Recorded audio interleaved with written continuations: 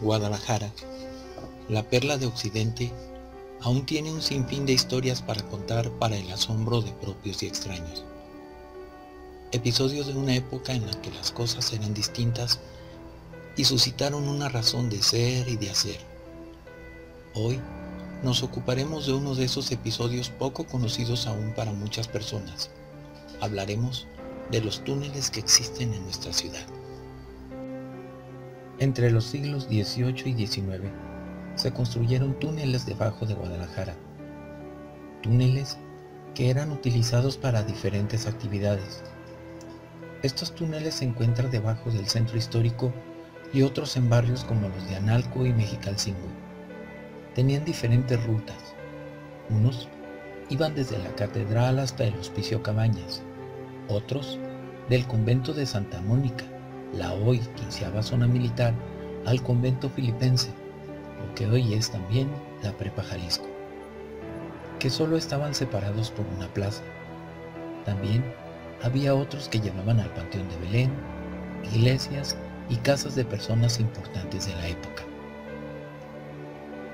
En tiempos de la colonia se utilizaban para comunicación y transporte, ya que en algunos de ellos cabían perfectamente caballos, para escapar de revueltas, y probablemente también eran utilizados por los obispos para ir al antiguo palacio del obispado o episcopal, ya que no existen registros que mencionen que alguno saliera del palacio o cruzara la calle para atender en la sede y celebrar oficios.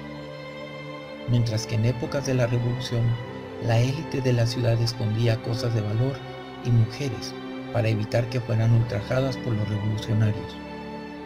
Y poco después, durante la Guerra Cristera, clérigos que eran perseguidos los utilizaban para escapar y en algunos de ellos hasta se celebraban misas. Al lado del patio de Los Ángeles había un colegio que fue demolido para construir el actual, en donde había túneles que conectaban con el convento de San Sebastián de Analco. En la sacristía había una entrada de un túnel que llevaba hasta el templo de San Francisco de Asís, ya que los franciscanos tenían fama de construir túneles para comunicar sus iglesias, y de ahí a Catedral y posteriormente a la antigua carretera a Zapopan. Muchos de estos túneles fueron tapados al momento de ampliar avenidas o hacer obras de colectores. Algunas personas cuentan haberlos visto entre Alcalde y Colón a 6 metros bajo de las banquetas durante la construcción de la línea 2 del tren eléctrico, y no confundir con los pasajes. Nuevamente, dado las obras de la línea 3 del tren ligero, vuelven a quedar al descubierto y se les menciona nuevamente y aparecen algunas fotografías de ellos.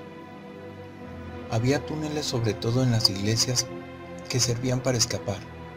La ciudad sufrió de muchas guerras y si bien es cierto que los túneles fueron de gran utilidad durante la independencia, estos también fueron indispensables durante la Guerra de los Cristeros. Este conflicto estuvo marcado por persecuciones y asesinatos de católicos, por lo que los pasadizos sirvieron como refugio y salida de emergencia para clérigos y feligreses. Los túneles también permitían que los católicos pudieran visitar los templos e iglesias sin ser vistos, y en ocasiones incluso se celebraban misas en su interior. Se cree que estas construcciones ayudaron a salvar la vida de múltiples creyentes durante el gobierno de Plutarco Elías Calles.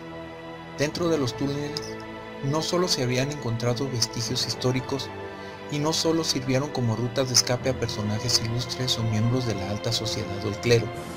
También, la Conseja Popular dice que entre las familias pudientes de la ciudad se utilizaban para esconder los tesoros o bienes de mucha importancia.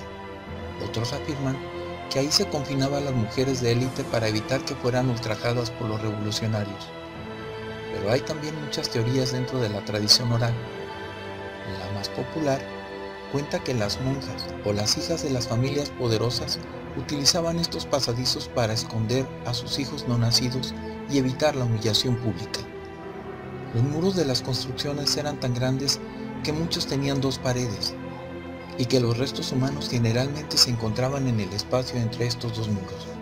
Pero esto, como ya he dicho, es una conseja que va de voz en voz como una tradición y de generación en generación.